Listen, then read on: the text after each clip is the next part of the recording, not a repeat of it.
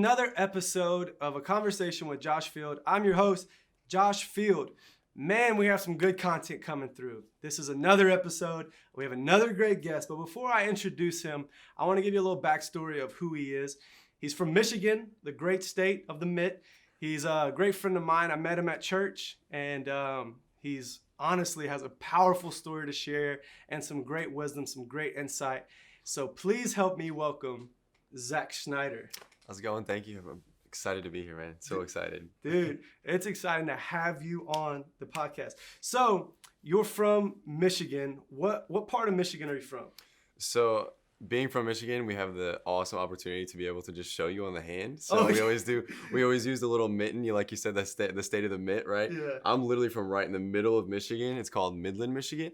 Literally a population of like 40,000 in the city. It's super small, nothing like down here in Houston. So I love it though. It's like my hometown. It literally wouldn't be on the map if it wasn't for Dow Chemical. So it's literally such a small town, but I love that hometown feel. So but yeah, that's where I'm from, man. That's dope. And you were born and raised there your whole life. Yes. Yeah, literally I was born there and then raised there until I was I think I moved here when I was 19 years old. So you were 19? Yeah, 19 years I spent there. That's crazy. And before, obviously you have what I feel like is such a powerful story of like an interesting season you had here in Houston. Mm-hmm. But before you moved here, you had the opportunity to stay, right? Like your parents were moving here and they were like, you can either come or stay, right? Because you were 19. You could have stayed. And it was, I was 19 years old and they came to me actually one day. I remember they sat all of my sisters down because I got moved down here basically because obviously my dad got moved down here for his job through Dow Chemical. Yeah. And so I had the opportunity. They sat us all down. They were like, hey, we're thinking about accepting this position, or your dad's thinking about accepting the position. We're thinking about moving to Texas. And my initial reaction, I still remember because we still joke about it. My initial reaction, I literally cut them off. I said, no. I was like, no, I'm staying. Wow, and they were like, really? I was like, no, I'm like, my whole family's here. It was your hometown. Exactly. Like that was all I had known. That's all where my family was. That's where all my friends were. That's where I was involved in church, sports, everything. So to have that all like ripped away, I was like, heck no. And so I literally, after I said no initially, I was kind of like, okay, it kind of makes sense. My family's moving, right? Might as well maybe kind of go with them. And I think I've shared it with you before, but I actually moved here and hated it. We moved here in November of 2017. And by like January, February, I just hated it here. I did. I don't know why. I just hated it. And I actually moved back for the summer after that. Whoa. Yeah. So I was like, I moved back, and then it was kind of like an aha moment. Like the Lord just like, I was praying consistently when I was back in Michigan. For that summer, I was kind of like, Lord, am I supposed to be here? Is this where I want to be? And literally, I woke up one morning. That's the only way I know how to describe it. I literally woke up that morning, and I was just like, I'm not supposed to be here. I'm supposed to be in Texas. Wow. And so I packed up, and within 2 weeks, I think, from that date, I drove back to Michigan. Drove back to Texas. Here. Yeah, to Texas. Dude, and so cool you did because we wouldn't be as tight as we are now. And exactly. That's crazy. I remember when I met you, you came to a young adult service and Kat Gomez was introducing you to everybody, and I was like, man, this guy looks like a really cool dude. And then we hung out like once or twice. That was it. And we were just like solid bros since. That's crazy. So that was, you said 2019? So 2017 when I moved, I believe. It was 2017. And then 2018, the summer of 2018 was when I was back in Michigan. Yeah. So I would have met you probably late 2018. That's wild, somewhere around there. That's crazy. Yeah. So we've known each other not even 3 years. Not even. Feels like forever though. Yeah, man, that's so cool. Such great stories. We've gone to surf parks. We've gone to Austin. We've had all these great memories. Played sand volleyball together. Like the best. So, but man, I just really love in the 3-4 years you've been here in Houston, you've had a wild experience, a unique experience in the work field, and even serving with you at the church. Like I feel like, dude, I swear, and even still today, like you get promoted so quickly. Like you were like in the all staff meeting, like you were like you've been volunteering for like 2 or 3 weeks, maybe a month, and like it was like as soon as you were approved to volunteer, like you were in the all staff meetings, like leading games, like you did a 5 for 5, you preached. That's right. Yeah. Like I feel like there's this favor on your life that like God just has his hand on your life, and you just get promoted really, really easily. And I'm like, dang, like, so you're now, you're an assistant you're assistant general manager at Gringo's? So I'm basically the acting assistant general manager. I don't have the official title yet, but I'm working on it. I'm really close. But I'm basically like the number 2 in the restaurant. So whenever the general manager's out, I'm the one who runs the store. So That's crazy. Okay. So now let's talk from the genesis. When you moved here, where'd you start working? So I moved here, like I said, end of 2017 in November. I waited a couple months just because we always go back to Christmas to see our family and stuff like that for a week or 2 weeks or whatever. So I waited until the beginning part of 2018. I think it was January or February, if I remember correctly.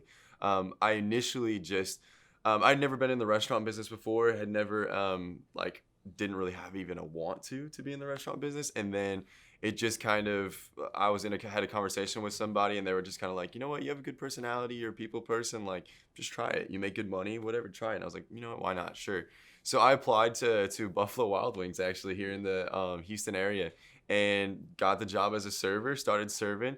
And then I served for a few months and then that was when I went back to Michigan for the summer. So I took a couple months off, went back, tried to figure out what I was doing with my life basically.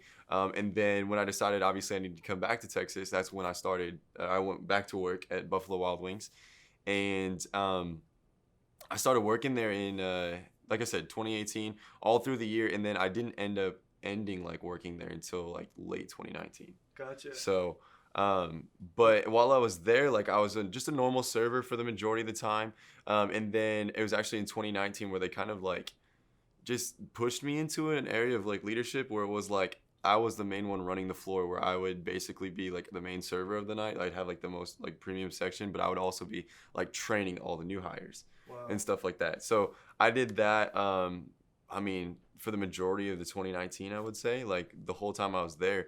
But it was cut short, obviously, in December of 2019, when I actually, as a server, you're kind of instructed to always always ID anybody. Anyone under the age of 40, you're technically supposed to ID when it comes to alcoholic beverages and stuff like that. And I remember a specific night, it was actually in December of 2019, that it just kind of like I had a crazy section. Like I had so many people. I was in charge of like 9 tables, I think, at the time, and like taking care of 9 different people, and or 9 different parties. I'm sorry, and but also you were always good at doing the ID like before that, right? Like you never missed. 100%. Yeah, like I even remember. Dude, I remember one time specifically, I was so like nervous about not IDing someone that I ID'd a man that was literally showed us me his ID and he was like 70 years old. He was literally 70. You're like the biggest rule follower I know, and I love that about you. Yeah, I was strict, man, to the book. And the craziest thing is like I'm always somebody, like I would have to train everybody, right? So one of the first things I would train them is make sure you ID everybody, like everyone that comes in here. Just, you never know, you know, it's Buffalo Wild Wings, you know, you have a lot of like high schoolers, college age kids that try to come in and stuff like that. And it just happened that specific night that I was overwhelmed. I had so much going on. It was like we were super short staffed. People called in, and I forgot to ID this girl. She came in, sat in my section. She was over the age of 21, but I just forgot to ID her, and she was a part of the Texas Alcoholic Beverage Committee or whatever, the TABC. And so they give you this thing called a red card, and that was like basically my termination from there. Right. And was this the first person you haven't ID'd before? Yeah, that I remember. Yeah, first person that, like, I mean, I'm sure I probably missed some people here and there, but for the most part, like, I was strict. Like, everyone knew, like, Zach is the one that, like, IDs everybody no matter what. I mean, I ID'd a 70-year-old man for his sake. Like, like I was the one that did that, right? And that feeling of just like regret, guilt, like somebody that always like kind of follows the rules, you know, someone who's always kind of like, I don't really ever break rules that I know of, you know? So it's like, to have that shame and that guilt right away was so like, it was like demoralizing. It really was. And we were real tight in that season. Mm-hmm. And I remember you saying like, even your manager, I believe,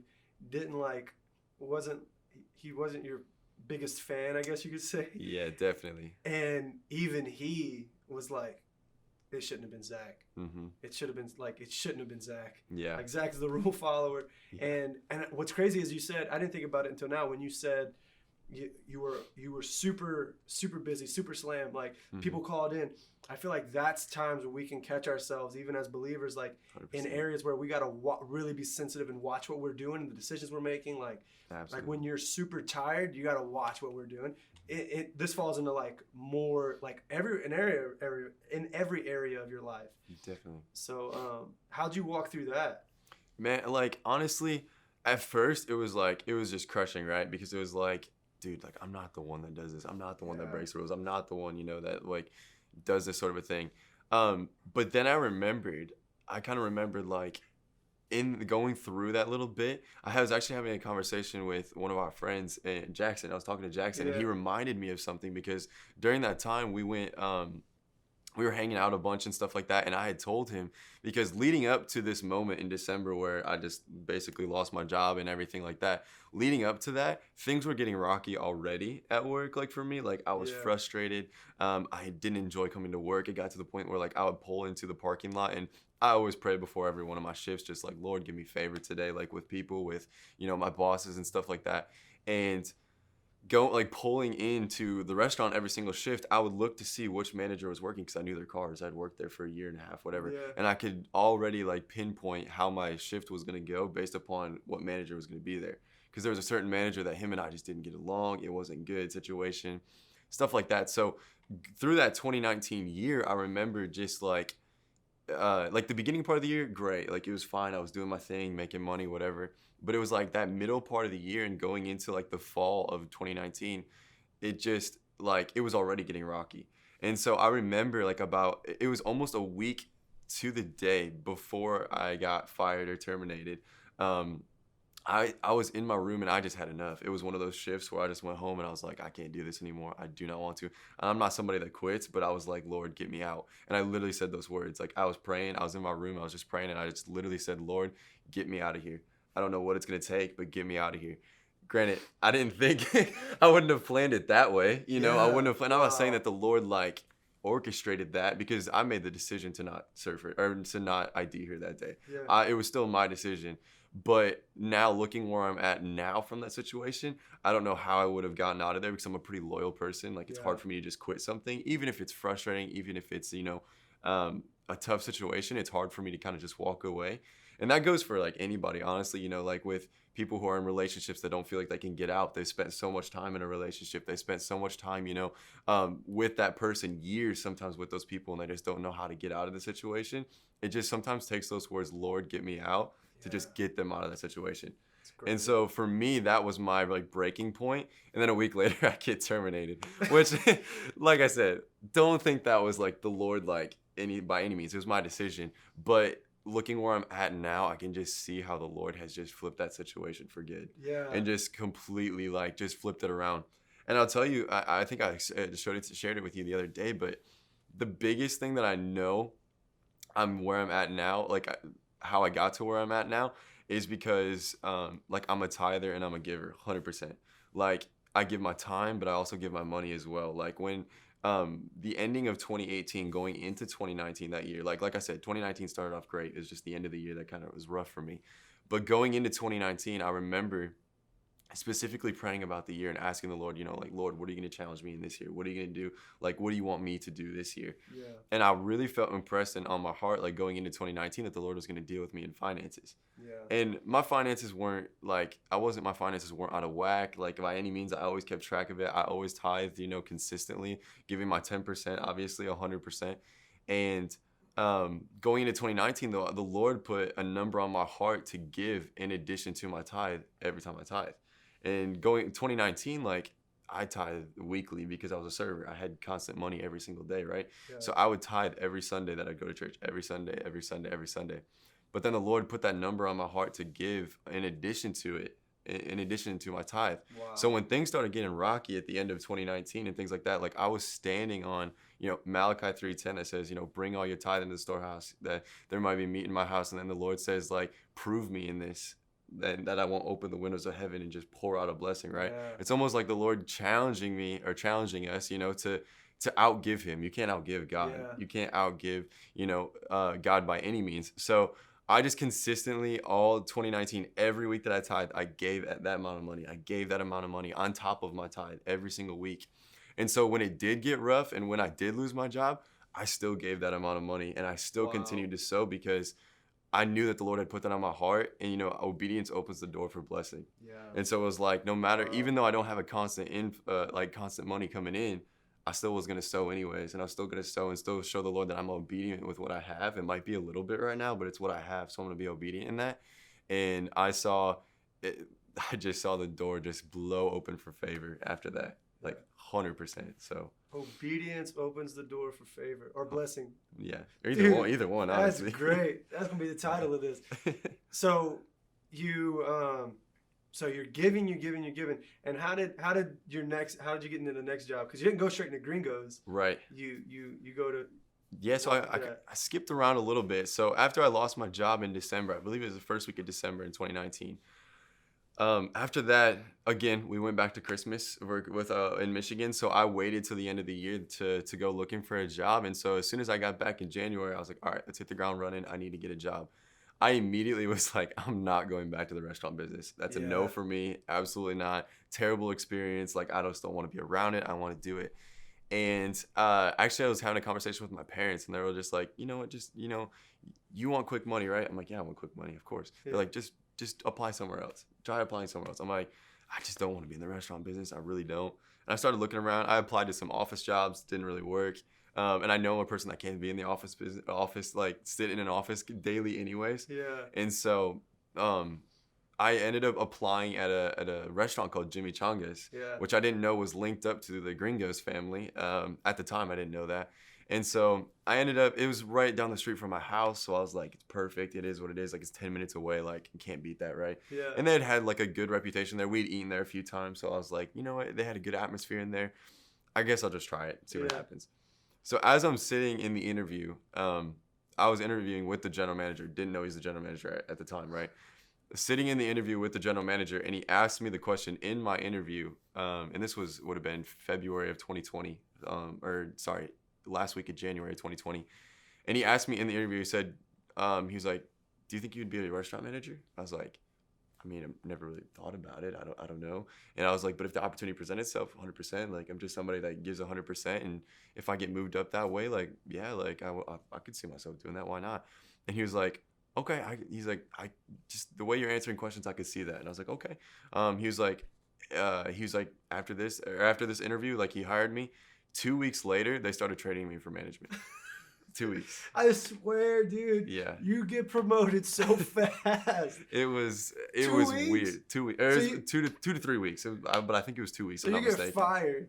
Yeah. And then you're at a new job that's closer to your house. Yeah. You're around a better, probably better manager. For sure. And a better atmosphere. Mm-hmm. And you even tried to get into different B-dubs before that, right? Like, were you trying to go to the one at the airport? Yeah, I was trying to work in there and didn't even, it just fell through. I knew the general manager and it just weird, like awkward, just fell through out of nowhere. I had no idea. So you get the job at Jimmy Changa's. You get literally trained to be a manager in 3 weeks. Mm-hmm. And then what happened? Then it was like I started going through the management training. We call them like lead trainers at our store. So basically, you're like an hourly manager. So you'll get trained through management, but you also work like shifts as like a server or, as a to-goes or whatever it is, And so 2 weeks in, like I said, started getting trained for that and also being a server, doing my thing.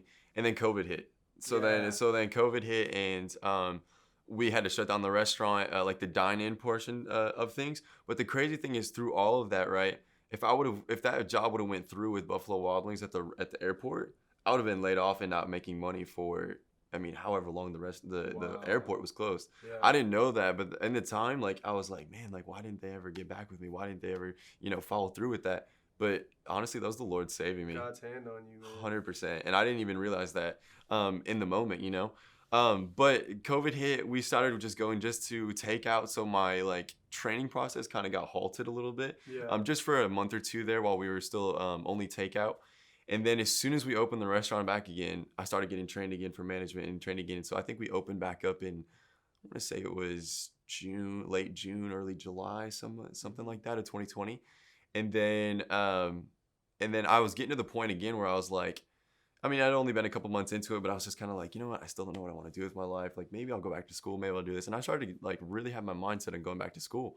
So the week that I was about to go to my general manager, who was already going to train me for management, or started training me for management, I go up to him that week and I was like, listen, I was like, I'm not exactly sure what I want to do. I kind of want to go to school. I kind of want to cut my hours so I can go to school and maybe just be a server. I don't know if this management thing is for me. And he turned the conversation around that day and was like, well, I've already submitted your name to be interviewed for an actual salary management position. And I was like, oh. And he was like, so just so you know, you have an interview in 3 days. I was like, okay. All right, I guess like I'll see where this goes, right? So I started praying and believing God about it, just saying like, Lord, if this is your will for my life, if this is what you want me to do, like in this season of my life, 100% I'm going to do it because I want to be in the will of God, right? And it turns out I went to that interview and got hired. Out of 4 people that interviewed, it was like a panel interview. Wow. And there was me, 3 other guys. I was the one with the least experience, had been with the company the least amount of time. One of the guys he had been with the company for I think like 5-6 years, something like that. Had started his way up from busser all the way up. He was a busser, like he did server, bartender, like he did everything. I didn't do any of that. I was just a server, and then getting trained for like management in the process. Never been bar trained, never done busing, like none of that stuff. And I was the one that walked away with the job out of that interview process. So it was basically, we figured it out 6 months from the day I was hired at Jimmy Changa's in the Gringo's organization. 6 months from the day that I was hired, I was promoted to a salary manager. Yeah. Dude, that's so cool. With no, like you got hired to be a server and just promoted. That's crazy. No experience, nothing. No experience, just doing your best. You were a hard worker. You were, if I had to guess, I don't know exactly, but I bet you were always on time, always staying late because I know how you work. You're good to people. You love people. You serve people well. So I can see why you got promoted like you did, because you're just a great person to be around and you're a hard worker. And when those two things collide, I think, and with obedience to God, there's promotion there, because promotion comes from God. Absolutely. But just to talk about how you got, I don't even know if I know how you got to Gringos. It just like, I swear, it was like Zach just like, oh, he's at B-Dubs, man, he got fired, man, that sucks. Like, let's be there for him. It's like, oh, he's working at Jimmy Changa's. Oh, he's the manager. Now he's at Gringos. Now he's the assistant manager. It's like, you just expected, like, dude, when are you gonna be the president? Like, right. Where does this stop now? Right. I'm just like, I'm here for the ride, whatever it is, Lord. But yeah, no. So when I got promoted to be a manager, like an official salary manager, that's when they moved me from the Jimmy Changa's side of the company, because there's 4 Jimmy Changa's, and then they moved me over to the Gringo side of the company. Okay. So when I got promoted to be an actual salary manager, they put me at which I didn't know this at the time, but the number 2 store in our company. So it's like it's nonstop busy, and it is what they call it. Like when I sat down to sign like my contract to be a salary manager, they were like, "You're getting promoted to like a big boy store," is what they called it. And I was just like, okay, like what's that mean? Yeah. I found out what that meant when I started working. But yeah, so then I got moved over to August 31st was my official first day at Gringo's as a salary manager. So I'm coming up on a year now of being a salary manager there. But yeah, so I started there in August and, worked through the holiday season as just a salary manager doing my thing. And just kind of, trying to learn everything all at once. Cause when you become a manager, there's a whole different side of the restaurant business that you have to learn. There's a whole different side, because now I have, anywhere from 50 to 75 servers that I have to be in charge over. Not to mention you have to constantly run that restaurant, and that restaurant holds 200 people at a time if we're fully open, 217 people or whatever the capacity is. Yeah. And so it's like you're responsible for everyone in that building. You're responsible for all of your staff members. But then not only that, but you're responsible for the relationships that you build with your staff members. You have to know. I have to know stuff about like our vendors. I have to know like how our kitchen works. I have to know how, how our bar works. And I'm not even a bartender. I don't even know anything about any of that. But at the same time, like I have to manage that. So I have to know about that stuff, So the first 4 or 5 months or whatever, it was just like information overload. Like just learn everything, take as many notes as you can, do as much as you can, and just survive, basically, is what I felt like anyways. And so I get to the beginning part of this year, and in February of this year was when they kind of started noticing, and I had like a conversation with like some of our corporate executives and also our general manager.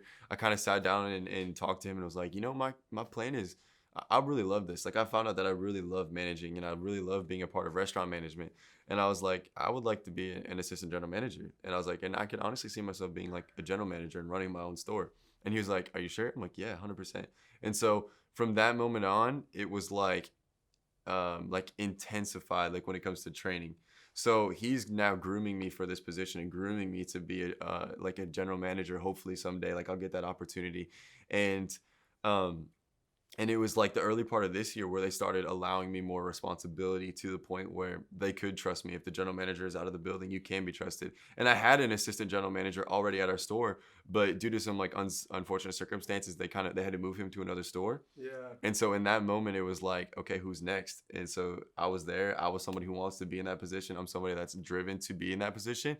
And so they said, Zach, like, we're going to give you the opportunity to run the store when general manager is out. You don't officially have the title yet. We want to see like how you do running the store and see how you do in this position. But like, we want to, if you continue down this path, like we can see you being an assistant general manager or even hopefully a general manager someday. And it's really cool because we have these general manager meetings once a month. And the once a month, all the GMs of the entire company, they get together and kind of talk about, what's the game plan for this month and what are we doing this month and kind of going through it. And very few salary managers have ever been given the opportunity to go to these meetings, and they just randomly invited me like a couple months back. Wow. And then now they're inviting me to come to the one this month too. And Wow. and so I'm like, what's going on? Like, I'm so excited. Like, the emotions are crazy. Like, it's so exciting. It's just so much more responsibility, when you're in that position. So basically coming up on my 1 year, I'm now in the position of acting like number 2 of the restaurant. So yeah. That's amazing. So I want to know, for somebody who's watching, maybe they've been at the same job for 10 years and I'm like, man, I never got promoted. What's some advice or some things that you've learned along the way? Because obviously it's like promotion, I believe, comes from God. The Bible says that. 100%. But what are some things you can do practically to as a manager? Yeah. Who are the people you want to promote? Yeah.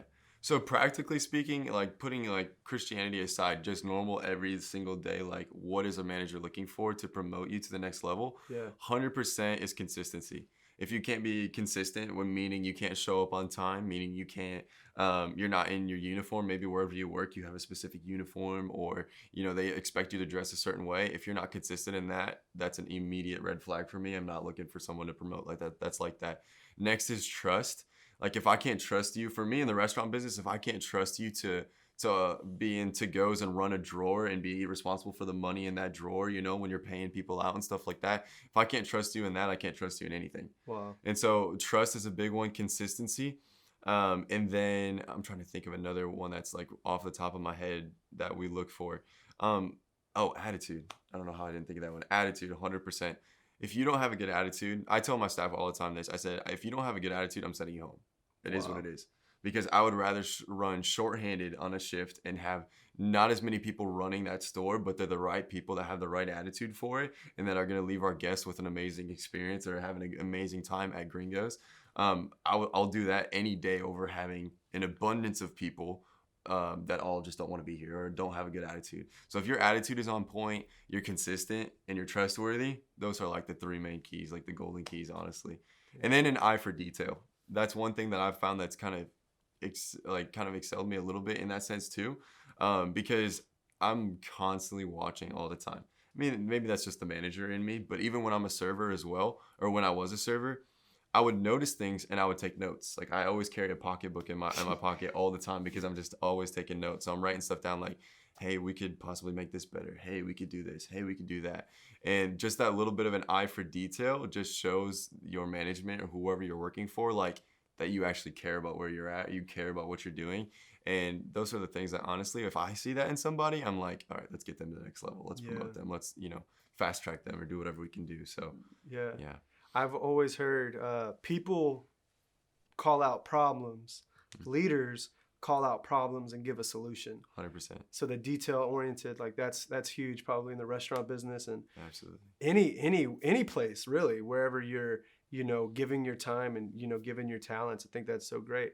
I'd love for you to talk about like I just feel like talk about, I just feel like talk about your family, like how your support system was, like, like just a little bit about that of you working at Gringos, being a manager and get promoted. Like, how do you balance your family life to have a healthy, even though you live with your parents and your sisters, like Yeah. you're very, very, like y'all just went on vacation. Like, Yeah. how are you so connected with them still at home when you're working 50 hours a week? Minimum of 55, yeah.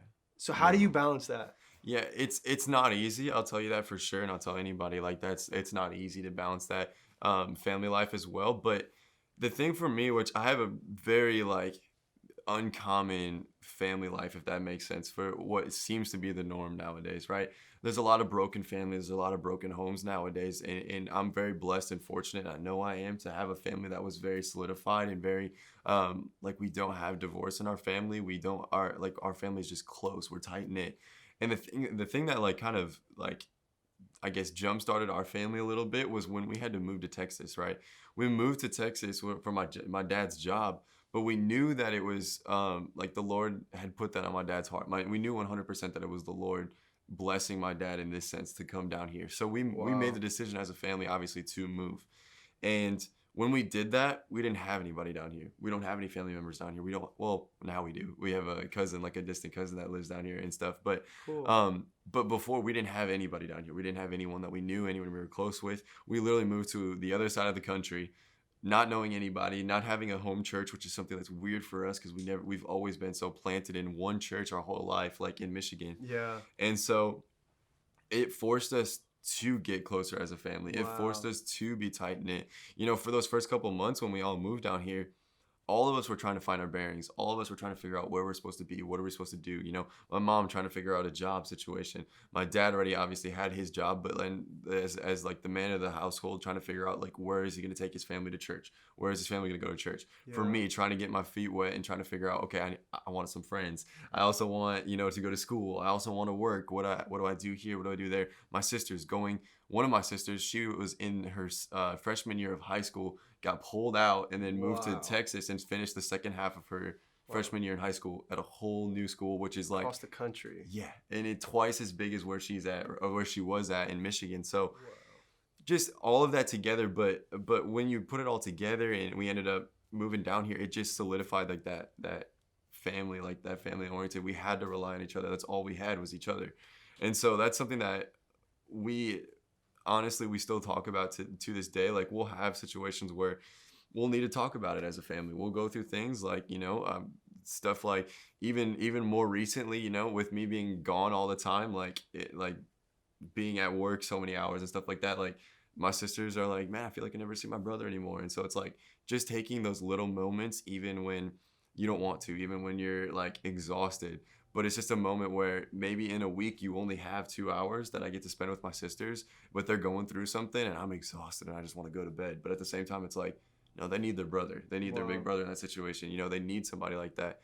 And then just keeping a constant like communication flow, like with my parents as well. We're pretty open about just everything in our lives in general. I mean, there's obviously stuff that my parents go through and stuff that I don't even know of, but it's like just constantly always being like, when I go somewhere in Houston, just letting my parents know where I'm at. Even though I'm 23 years old, like you can never like give your parents like enough peace of mind. You know what I mean? Because it's like we're in a new city still, and it's still like 4 years now that we've been here, but it's still just a little bit of like a peace of mind. Hey, just so y'all know, I'm out with the guys tonight. I'll be out, in Houston, whatever. If y'all need me, just text me. If y'all need me, call me, whatever. Like just having that honest, like open communication. It's not for everybody. Some people don't have that relationship with their parents, but for me, I do. And so it's like just consistently keeping that flow of communication. But it's not always easy because there's a lot of times where I would rather go hang out with the guys, or I'd rather go do something else instead of be with my family, Yeah. But you still have to make that time for it. So, but that's kind of what's helped me. My family's always been there to support me. It was actually my mom's idea. My mom and my dad, I talked to them, like I said, about getting a job back in the restaurant business. Yeah. And so I always give them credit for it because I'm just like, I'm like, obviously the Lord's the one promoting me through it and stuff like that. But if my parents wouldn't have suggested and kind of like pushed me to go back in the restaurant business, probably wouldn't have had this opportunity, all these different opportunities that have come from that. So, but they're always constantly encouraging me. They hear all my stories all the time. So it's like, I consistently come to them, even though I work, a minimum of 55 hours a week. I'm usually there 60 plus, or altogether between working at home and doing whatever, 60 plus hours a week. But I always value and cherish my parents, like their wisdom and on certain things, because they're so much more. They know so much more than I do, and even though as a kid growing up, you don't want to admit that your parents know more than you, right? Yeah. But they do, and so constantly, like I just had a situation not too long ago at work where I'm just like, hey, this is how I handled the situation. If you were in this situation, how would you have handled it? Wow. And then I hear that from them, and then sometimes it's a reality check, like Zach, like get it together, like you shouldn't have handled it that way. And sometimes it's kind of like a challenge for me. Mm-hmm. And I love that because I could just bounce stuff off of them, and they'll just be like, you know what, I would have done it this way. It's your decision. You did it. You handled it this way. But next time if it arises, I would handle it this way. Yeah. So they've always been there, and I give my parents like the utmost, they have the utmost respect in my opinion, because they've been through it. They know things, and they're constantly in my corner fighting all the time. So it's honestly like, it's a blessing, because not everybody has that, and I'm like, it makes me sad that not everyone has that, but we all have the opportunity to have that someday. Yeah. You know what I mean? And with our kids and our grandkids or whatever and stuff like that. So, but yeah, I'm so grateful for that. That's awesome, and I think that's huge on your part to want to seek that wise counsel, knowing you have great parents. Mm-hmm. Like, you get a lot of people who have great parents and choose to rebel. I feel like it shows a lot about your character, that you want to, cling to their wise counsel. Like, hey, I handled it this way. You have 30 plus, maybe 20 plus more years of experience than I do. Yeah. How would you have handled it? Right. I think that's huge, man. That says a lot about your character. But I got a question. Mm-hmm. How do you, if you could go back, what would you tell yourself at B-Dubs when you got laid off? When, I mean, I feel like you handled it great, but maybe there was a time where it was like, I don't know what I'm doing. Like, I feel like you said a few times, like, trying to find my purpose. Yeah. What would you go, and you're probably still like, you it's a daily journey. We never 100%. Arrive. We're just going after God. Mm-hmm. But knowing what you know now, what would you tell yourself, like back at B-Dubs or in one of those hard moments? What would you tell yourself to encourage yourself that everything's going to be good? It's it almost sounds kind of cliche, but I would just say trust God in the situation, because I'm somebody, and I know there's more people that will probably hear this or see it later. Like, I know there's people that they're in their head a lot, they think a lot, and I'm that type of person where I'm always thinking, I'm always trying to plan out the next step. I always want to know, like, what's my week going to look like, next week, I'm always that person that's trying to plan it out, right? But sometimes you get stuck in that vicious cycle in your own head of just trying to plan things out, and almost always it's never exactly how we think it's going to go, right? It's good. Never exactly how we think it's going to go. I mean, case in point, I was like, Lord, I need out, and I'm fired. Definitely didn't expect that at all. But it's like, at the end of the day, like, just trust. Like, in that situation, it's hard and it's tough to trust, but I'm somebody too that can be so narrow-minded and so focused on today and thinking about, like, what am I doing today? Like, I'm frustrated because I don't want to go to work today. But it's like, what am I learning today? If you kind of like zoom out, I think of it like a camera, right? You zoom out, you pan in, you pan out, right? Yeah. But like, if you could just pan out, what am I learning today that I could take for, later on in life? Like, as a server, every single day, whether I liked going to work and being a server or not, every day I'm learning people skills. Wow. Every day I'm learning, how to handle a situation differently. How do people react in this sort of a situation? I'm learning so much more than just thinking about the day, right? Just thinking about, like, oh man, I hate that I have to go to work today. Yeah. Man, I hate that I have to get up and do what I'm doing today. But it's like, what can I learn today that it's gonna, benefit me in the long run? So if I could say anything, it's just trust God in the moment. Just trust God in that. He'll get you through it, obviously, if you're in a situation that you don't want to be in, that God will get you through it. But at the end of the day, just trust that he's got things in control. Things might feel out of control, but, he really does have it in control, 100%. So that's great. And I love what you said about, like, take what you can learn from the day. Yeah. Like, there's something going on. There's someone you're going to encounter. There's some situation you have to deal with that you can take that and learn how to handle it better in the future, because we go through stuff. Like, things happen, bad stuff happens to good people, and not this. Yeah, but like, life's tough. Yeah. And if you go into it with an attitude, like you said, that's brilliant, of how can I learn from this, rather than like the world's against me. It's like, no, like how can I learn to get better at juggling life? 100%. I think that's so great. Dude, your story is so powerful. What does the future look like for you? Honestly, near future, like immediate future, if I could have it 100% my way, right? Yeah. I would love to. I've set a goal for myself, but by the end of this summer and definitely by the end of this year, I want to officially have that title as an assistant general manager.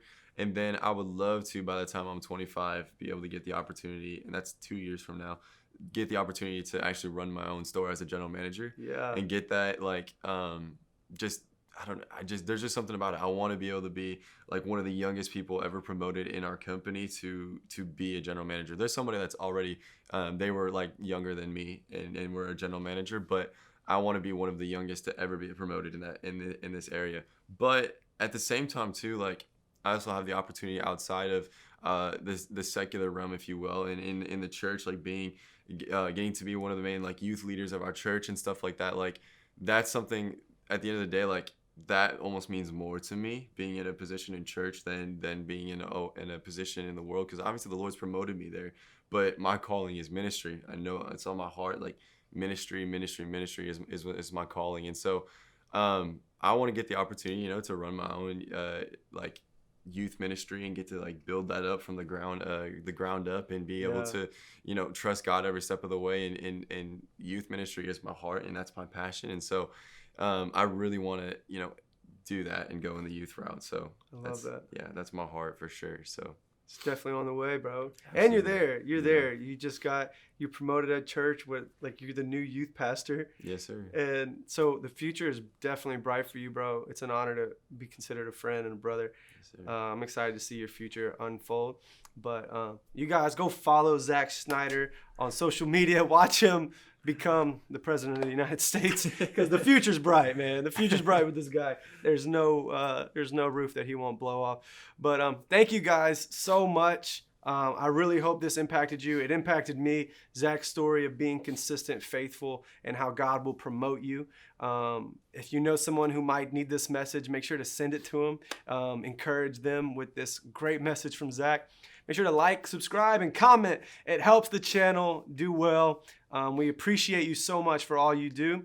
Thanks for being a part of another episode of A Conversation with Josh Field and Zac Schneider. We love you guys. We'll see you soon. Peace. Thank you so much for tuning in to another episode of A Conversation with Josh Field. Hey, we don't want to close this opportunity without giving you a chance to dedicate your life to the Lord. If you've never done that, the Bible says it's as easy as ABC. A, admit you're a sinner. B, believe in your heart that Jesus is Lord. And C, confess with your mouth that Jesus died for your sins. So if you want to do that, repeat this simple prayer after me. Jesus, I'm a sinner in need of a Savior. Wash me clean. Make me new. Today I choose to make you Lord of my life. If you prayed that prayer, we believe you just got born again, and heaven is rejoicing that you are now welcome into eternity in heaven. Thank you so much for tuning in. We'll see you next time.